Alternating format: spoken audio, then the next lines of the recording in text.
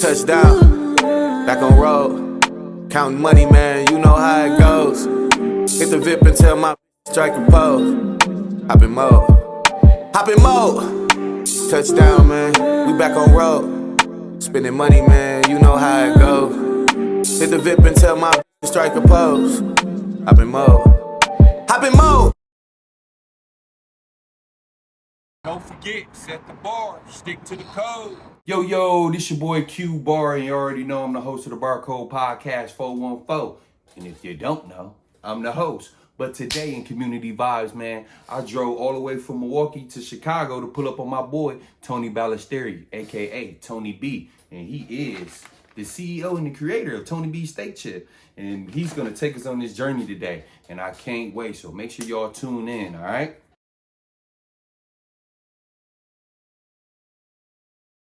My dog, Tony BALESTRERI. Man, I'm so happy to be here in my house talking to you right now. Yeah. Oh, I'm excited. Yeah, man, I'm excited too, man. And I really appreciate you, man, taking the time out your day, bro. And, letting me pull up, man. And I know you're going to take us on a beautiful journey. I've been knowing you for a long time. Very, very proud of you, man. And for those who don't know, Tony B is on the new Gordon Ramsay show that is out. Food Stars, man. Gordon Ramsay's Food Stars, baby. Yeah, show him the shirt, man. Never thought I would be on, a Gordon Ramsay reality TV show, but you create a business and you have to do things so that business survives. And for me, it was not having a lot of capital and trying to figure out, how do I market this product? How do I hit millions of people with a low budget? And the Gordon Ramsay Food Stars application kind of fell into my lap, and I couldn't say no to it. I couldn't say no, even though we were building, we just launched this Kickstarter, we're building this, and then I have to disappear for a possible 2 months. It was freaked me out. Yeah. Having my product being made in Southern Illinois. So it was definitely a risk, and I'm glad I took that risk. To see myself on Fox TV, with Gordon Ramsay. I mean, only a handful of people can, on the planet can say that they've, experienced something like that. And I'm fortunate to be one of those people. Yeah, man. And you said application fell in your lap. I was gonna ask you the process of that, Tony. How do that? Man. So you have to submit a couple 5-minute videos telling who you are, your product. You have to submit all your social media. So they do a scrub of everything that you've ever done or said. So they want to make sure that they're filming somebody that they can stand behind. So it was like a couple weeks of that, and then I found out that I was on the show 3 days before we flew out to LA. So it was like a shotgun. Hey, you're on, now let's go. Yeah. Pack your shit up and let's you're going to LA for however long you're on the show. So it was a time, my man. Yeah. And before going to Food Stars, I'm a huge Gordon Ramsay fan. I'm Hell's Kitchen. I watch all this stuff.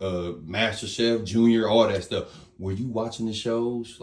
So I don't really watch Gordon Ramsay shows. I watch Chef's Table on Netflix. I watch a lot of barbecue documentaries, stuff like that. But just kitchen competitions is not reality. TV is not my kind of thing. So, unless I stepped into the spotlight on that, which was the case for this one. Yeah. But it was. Whew. Yeah. It was a time. It was a time on that show. A lot of different energies, a lot of personalities to kind of navigate through. It was not easy. The challenges were hard in itself. But then, trying to, work with the teammates that you have on your team, they may be spicy, maybe too spicy. So you don't want to step on anyone's toes. But it was very difficult to navigate. Yeah, I'm already knowing, man. And it's been a joy, man, to see, a childhood friend, man, just remember just traveling so much for AAU together, man. And, of course, before we get into how, you started the whole, Tony B Steak Chip, creating that. once upon a time you did play basketball, Tony. And I did. Yeah, yeah. You long time ago. That's what I'm saying. A long time ago. So the thing I want to ask you, once basketball was done for you, is that when did it become want to become a chef come about? So I think that, my basketball career kind of ran its course junior year in high school. Okay. I got in a motorcycle accident. I think it was like middle junior year, freshman or sophomore, junior year. I got in a motorcycle accident, started, smoking pot, started, hanging out with other people. And I just it just wasn't in it. My dad was my coach since I was in fourth grade, my dad's been my coach since I was in fourth grade, playing competitive, basketball at AAU, traveling all over the United States.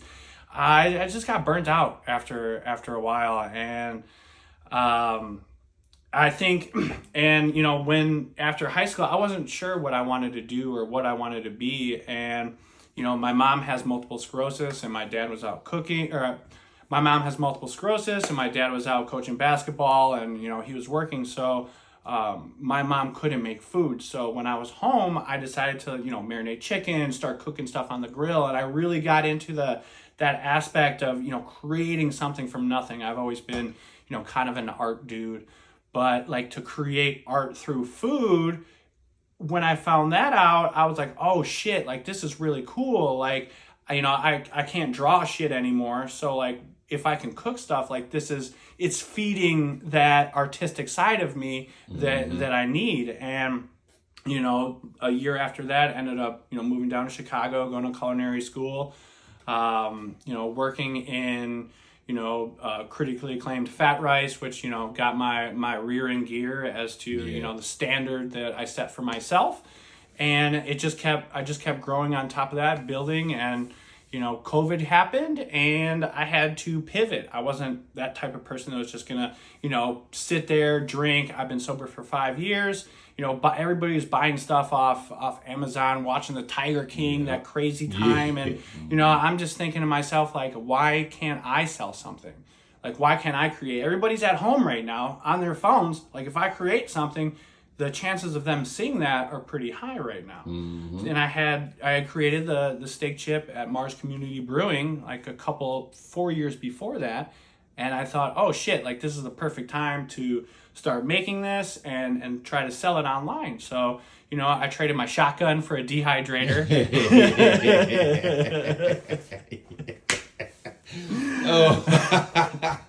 So I traded a shotgun for a dehydrator. Used unemployment and stimulus money to buy branding, buy packaging, buy, seasonings, buy everything that I needed to, sell this product. And then, it was turning my Instagram from my personal into, Tony B's Steak Chips. And it was just, selling it off my Instagram and social medias from the get, which was, wow. Yeah. So, and it just snowballed. Yeah, for sure, man. And that's because you always, once you got in that motorcycle accident when you were, sophomore, junior year in high school, that's when you start, cooking and doing all that type of stuff. And, eventually, of course, coming up, starting on your own Tony B Steak Chip. What flavors do you have, man? For the people that don't know. Right now, my flavors are based off Asian cultures, actually. So the first one was the Szechuan peppercorn, which comes from the southern province of China, which is Szechuan. It's not pungent like a black pepper, and it's not spicy like a chili. It's more fragrant and aromatic. Then we have teriyaki. Everybody loves some teriyaki. This has a nice little citrus twist. Got a little orange razzle dazzle in there. Then we got the gochujang, which is our spicy one. It comes from Korean cuisine. Comes from gochujang, which is fermented chili paste. And then our coconut curry is a Thai style chip, coconut and curry. A lot of people sleep on this flavor. Oh, we don't like coconut or we don't like curry.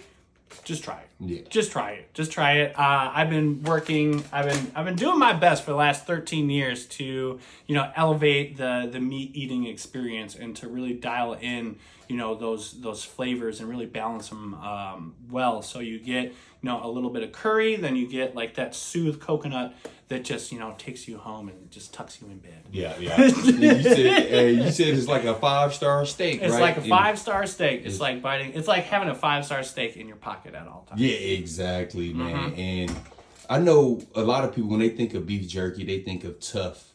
Can you explain or tell people what the texture is really like? Because it's traditional jerky. Yeah. It's like a cab driver sat on it for like 6 months. It's tough. It's kind of hard. It's really tough to chew. With these, it breaks like a traditional potato chip. Like it's thin, it's crispy, dehydrated meat, and it just shatters like a potato chip. So you're not sitting there, wrestling with mouth wrestling with your snacks. And then after you have a piece, like your mouth is tired, you don't want to talk, you don't want to do nothing anymore. But these have a light, crisp crunch with a very soft back end beef jerky chew. Yeah, for sure. Now that's the newer bags. You want to tell them, how you started off with the older bags? Yeah. So So these are newer bags, and when I mentioned buying bags from with stimulus and unemployment money, so I started with like a basic black rice paper bag. Bought a sticker on it. Doesn't really have anything on the backside. And then this is what we grew into. So yeah, and you can see the elevation because the newer bag got 20. Got the protein. Got everything. It's got nutrition facts on it. It's got everything. So I felt it's really cool to like walk into a grocery store and see other products and stuff like that. It's different when you have something of your own.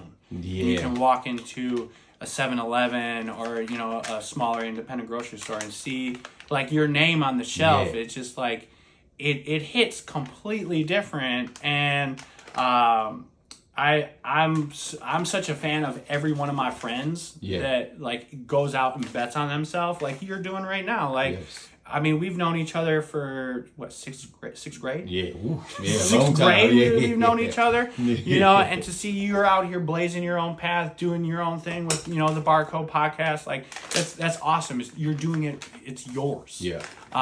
And I, working for somebody else, it sucks. Yeah. It sucks. Like nobody likes working for somebody else unless you're getting paid a lot of money and you don't have to do anything. Yeah. But yeah, I took a chance and bet on myself and just trying to build a life for myself and my future family. Yeah, for sure, man. And like I tell you all the time, Tony, through text and over the phone, I'm proud of you, man. And I'm glad that you brought that up. As far as it being in the grocery store. Where else is it at? Is it like in gas stations? Yeah, it's in around the city of Chicago. It's in like 50 to 60 smaller independent grocery stores, gas stations, stuff like that. But then eatsteakchips.com, my website. If you can go to my website, eatsteakchips.com, buy them off there. It puts more money back in my pocket, my business's pocket, so then we can create more chips, more branding. We can get stuff at a cheaper price, which means that we can lower the price for you guys. Exactly. And you were already doing a good job before going to Food Stars, but now that you've been on Food Stars and on TV, all gas, no brakes now. Yeah, that's what I'm saying. So how business been going for you, since being on Food Stars? I mean, business has been a lot better than not being on Food Stars. I always go back to like, was Food Stars a good decision for me to do that? And 100% it was to go and do that and to put my product on a national level. Like, who else can say that their product is featured on Gordon Ramsay's TV show, or you're featured on Gordon Ramsay's show? It's like it's a completely different playing field that we're on. I can now put as seen on Gordon Ramsay's Food Stars on my website. So like you go to eatsteakchips.com, bang, you see Gordon Ramsay's face, and that just gives people obviously the safety and the comfortability to like, oh well, Gordon Ramsay is behind it and it was on his show. Well, I gotta buy it now. Yeah. Like it's gotta be worth it now. Before I was on the show, I was like, who is this fucking guy? I don't know, this long haired weirdo like selling beef. Like I don't know this guy. But now, since I, went through the channels, was on a show, said some jokes and shit like that. There it goes. 24 fucking churros. 24 fucking churros. Man, that was a doozy. Yeah, That was a doozy. Mm-hmm. And you do have apparel, of course, I got the Tony B steak chip hat. You have it on, and you also have gear. You want to? Can you also go to your website and buy gear? Yeah, absolutely. Okay. It's on that. It's like a third-party print. It gets shipped from a different company, Printify. But one-stop shop. You can go eatsteakchips.com. You can buy chips. You can buy apparel, steak chip apparel. This limited edition 24 churros shirt that we got going on. We may bring out some more. Yeah, for sure. That's gonna be a popular it's shirt. different. Just trying to get different avenues. I also have a blog on my website where I give out free recipes. So recipes that I make with my steak chips, because these steak chips you can also like blend it up and add it to dishes. Yeah. For instance, like you could chicken parmesan. It has breadcrumbs, Italian breadcrumbs in it. You could substitute steak chips for the breadcrumbs, putting the steak chips in a blender, blending it to a fine powder, and then breading your chicken with steak chips instead of breadcrumbs, because it's gluten-free and it adds protein and flavor. So you can and it's keto. So like now you can eat, people that, were keto or gluten intolerant, can eat a chicken parmesan now if they use steak chips. So it's not just for snacking. You can incorporate it in different dishes in your daily life. I mean, you want to make a fried pickle, use steak chips. Like you want to bump up some protein, put some steak chips on it. In a salad, in anything. Yeah, man, it's Tony B steak chip is very versatile. It is. I love that. And I want to ask you this question too, Tony. Before moving, to Arizona, before I moved to Arizona, I was in a very, very dark space, and then of course, as I was getting my life together, I had this idea that I wanted to start a podcast. So the question I want to ask you is, before doing this, creating your own steak chip, and I know you were once a chef, or are you still a chef? Yeah, right? you can say that. Yeah, so I can still ride the bike. Yeah, exactly. So before creating Tony B steak chip, were you like in a dark space before? Because usually when you're in a dark space, that's when all the good ideas come. Because you to yourself, you're closing everybody out. So. Yeah, that's a great question. Yes, I believe that in order for a human to flourish and do what they want to do and bring out the best of them, I feel that they have to like rebuild themselves from what they were before. A lot of us go through a lot of trauma in our lifetime, and we don't know what the trauma is.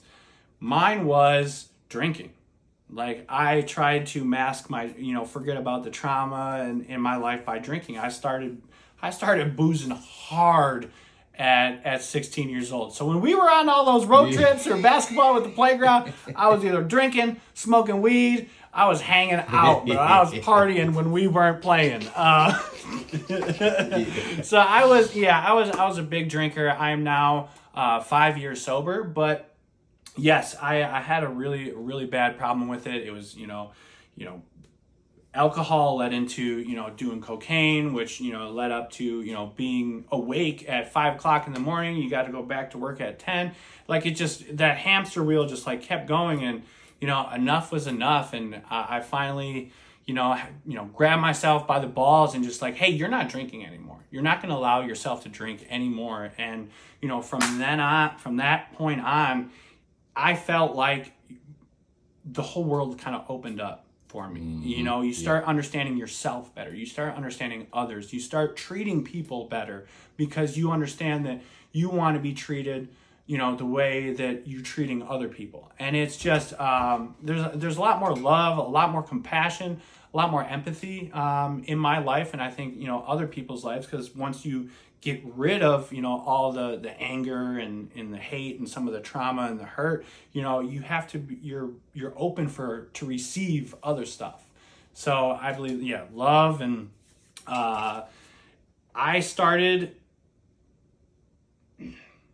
when I started to really take myself seriously is when I really started to,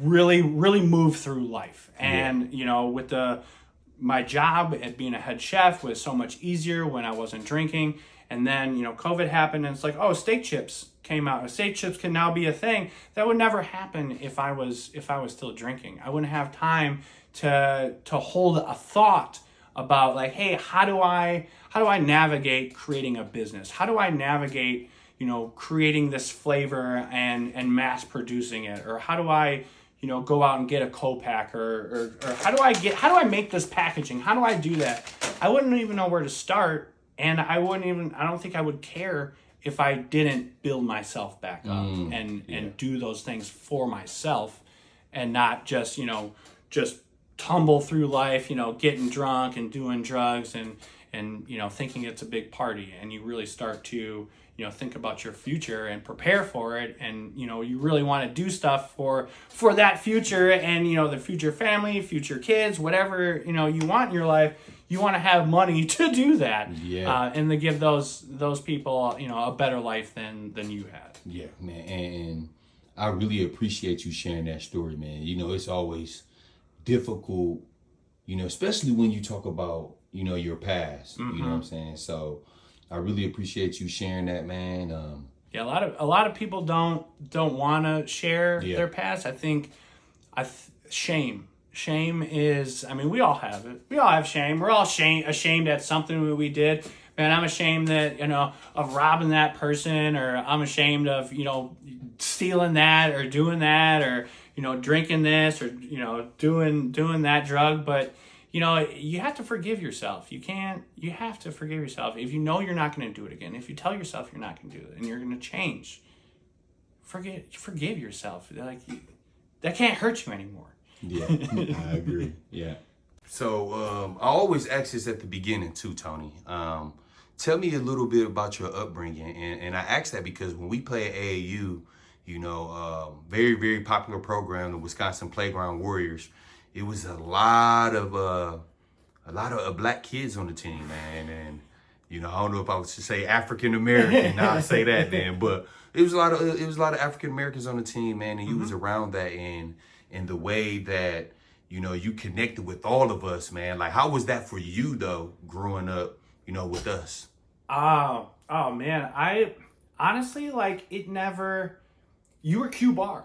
It didn't matter if you were black, you were white, you're Asian. It didn't matter. I think it was more so we're a team trying to achieve a bigger goal, something that's bigger than ourselves. Like, it's bigger than being white. It's bigger than being black. It's bigger than any race. It's like, hey, let's win a national championship. Let's win state. Let's win a national championship. Let's win something together. And it wasn't all white and black. Like, honestly, I don't even remember. I can't even think of one time where it was a black and white issue or something was, it was, on different sides of the spectrum. It was all a team. It wasn't, I was sharing hotel rooms with people of color, with black people since I was in 4th grade.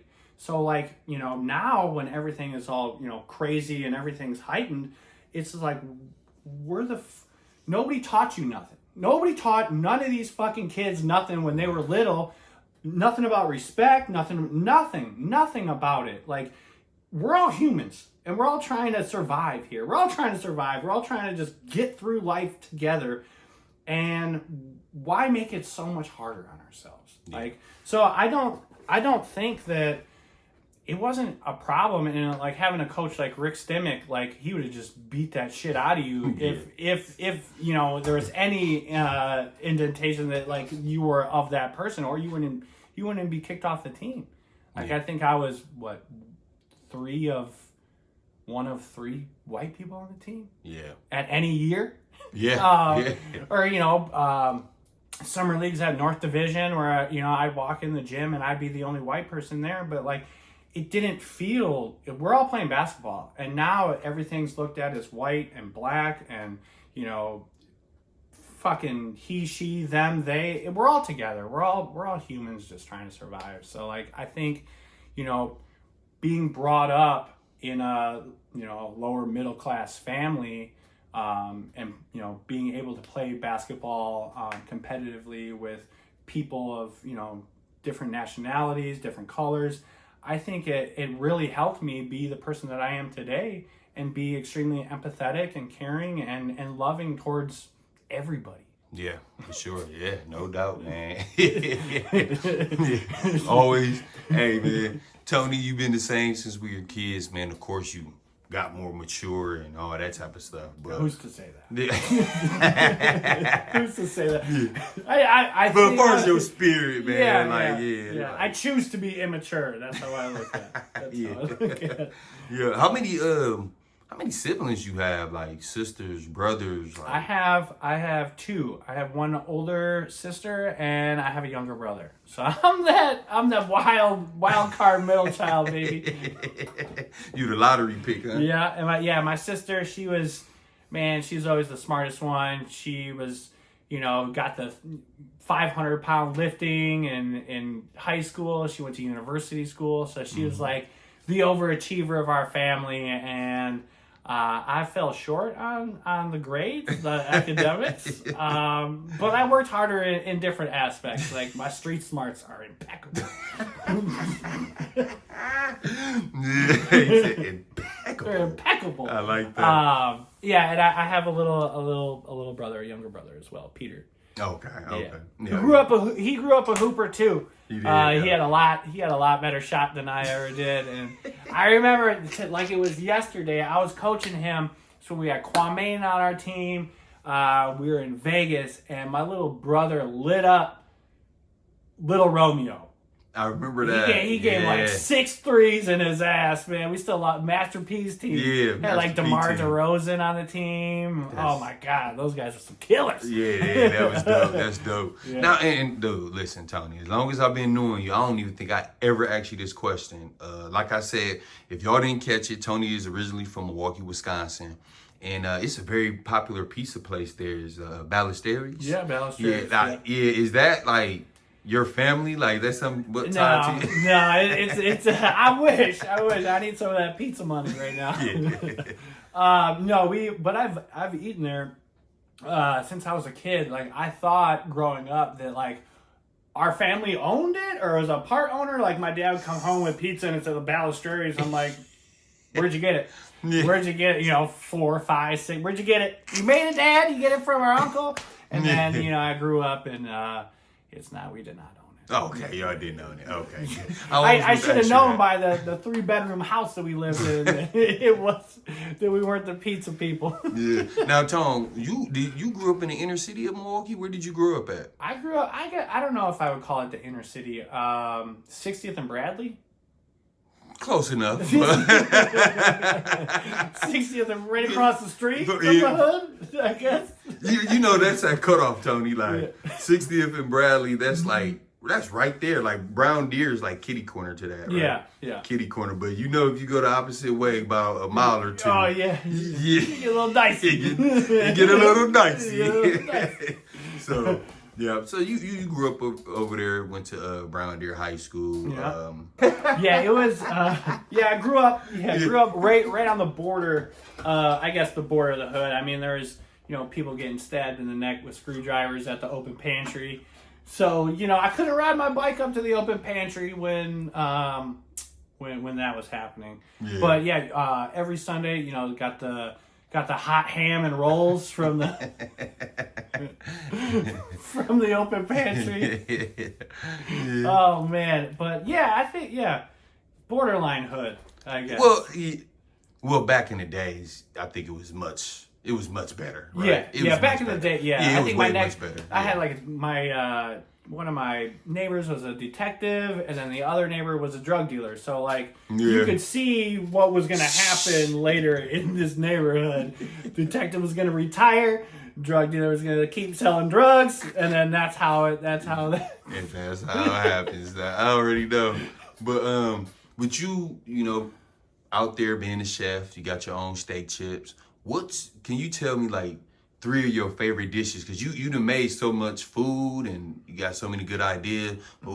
If you got a top 3 meal that you like to make, what would it be? All right, top 3 meal. My first one would be carby ribs, which is a short rib, but it's cut like along the bone, so you can cook it like a steak. Okay. So yeah, so that with like some romesco sauce, which is like a roasted like red pepper sauce, maybe like some toasted peanuts on top of that. Marinate the short ribs with like bulgogi, which is like a Korean barbecue marinade. What the hell else would I eat? I eat a lot of pizza. Like I don't like making it all the time, but I like eating it. So like, I guess another thing I would like to make. I like cooking fish because fish is very delicate. You can overcook it very easily. You can undercook it really easily. I like cooking like any kind of fish. Like a white fish is really. I'm not the big a fan of like salmon. I know a lot of people eat salmon. I love salmon. Yeah, not all the time. It's too heavy. But like a white fish, I can do that. And what else would I go for? I just cook so much shit. Yeah, I was about to say you cook so much. I would say like ribs, like a really good like barbecue smoked rib, that takes 3.5 hours, cooked at 220 degrees with oak and cherry on it. Hit it with a little some kind of like glaze a little bit. Oh, come on, Tony. I didn't eat today, man. That shit sounded good, man. Little strawberry, like little spicy honey glaze kind of sort of thing. Yeah, that would do that. I've been in competition barbecue for like the last 5 years. So like smoking whole pigs, ribs, brisket, pork, everything. Like that's what I love to do. Like I love to smoke me some meat. Yeah. And you love to eat. And I love to eat. Driving here to your house, you was pointing out restaurants, and Chicago is really known for having good food. So, what's some of your favorite spots when you don't like cooking? What's some of your favorite spots to go to get some food? So, off the rip, it has to be Triple Crown in Chinatown. My buddy Spencer owns it. It is some of the best Chinese food I've ever had. You can't say no to a Chicago dog or pork chop sandwich. Yeah. That's why I asked you what you want. I was about to go, let's get a pork chop sandwich, bro. These things are fucking good. And then like our hot dogs we have from Home Depot. Like no bullshit. Walk into any Home Depot and get a hot dog. Yeah. And it will be the best hot dog. You said Home Depot? Home Depot. I'm not kidding. Home Depot. Get some lumber, get a tape measure, get some lights, get a hot dog. I'm telling you. Get a hot dog from Home Depot. You'll change. As a matter of fact, Q, we're going to Home Depot. We're going to Home Depot. That's what we go get. Like, where'd he take you? Home Depot? Home Depot. Yeah. Coming into this room though, Tony, it looked like it was like a work office. So if you want to tour us around and let us know, what room we in. So this is the room that I initially started like making my chips and producing. So like I cut. Oh wait. Yeah, so this is the room that I did everything with my chips. I prepped the chips, I cut the chips, I packed the chips, I cooked the chips, did everything with the chips. So like over here, behind all this stuff is like there's like all seasonings and stuff back there that I used to use. We got seasonings over here. So like this was like the seasoning area. And then over here we had this meat slicer, so we would cut it up. And then once it was cut, we come over here, dehydrate it. And then here is the whole like sticker section. I have a heat press for like shirts, buttons, like every little weird knickknack. And then under here, I have like all like my light stuff. So this was like Tony B's steak chips, like home base for the long time. On the wall, you can see I, written out recipes. You can have that recipe; it's free. But yeah, this was the little sanctuary where I started my business. Everybody thinks that they have to have everything that they need to start a business. You only need what you need at the moment. So when I needed a meat slice or I needed a dehydrator that I traded for a shotgun, a meat slicer, some bags, and stickers. I actually still have all these original stickers from when I created like the first bags. Like I would just like get these printed off and I just put the stickers on my bags, and that's what I was doing for the first 2 years of hustling up until we got in those bags. And you asked about that. This is a sign for like one of the first events that I got to sell chips at. I created this little corkboard sign. Didn't even put the dollar sign on, a dollar amount on it. But yeah, it's just like the evolution of steak chips, what it was until what it is now. So it's cool to see like the progress of everything, even though when you're entrenched in all this and you have all these problems and you're trying to get everything done and fill all these buckets. It's cool to just like chill out and see like where you were and where you are, and that goes for everything in life. Well, man, there y'all go. Y'all have it, man. My brother, Tony BALESTRERI, man, a.k.a. Tony B. And like I said before, he's the owner, CEO, the creator of Tony B Steak Chip, man. Make sure y'all go to his website, order merch, and make sure y'all get y'all steak chips, man. Tastes so good. And don't forget, it's like a 5-star steak in your pocket. You know what I'm saying? But I appreciate everybody tuning in.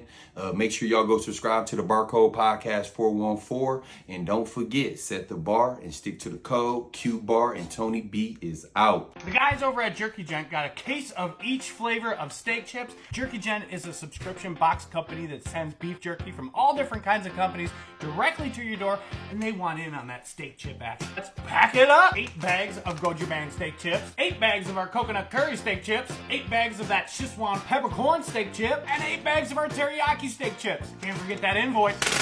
Tape them together. Don't you hate when you lose the thing? Found it. We got it. Hit it with that shipping label. I'm an idiot because I printed it on the wrong side. Jerky Gent, thank you so much. I hope you enjoy your chips, or send them out to people that I hope enjoy them too. Check us out at eatsteakchips.com. Get a case to your place. Get totally addicted.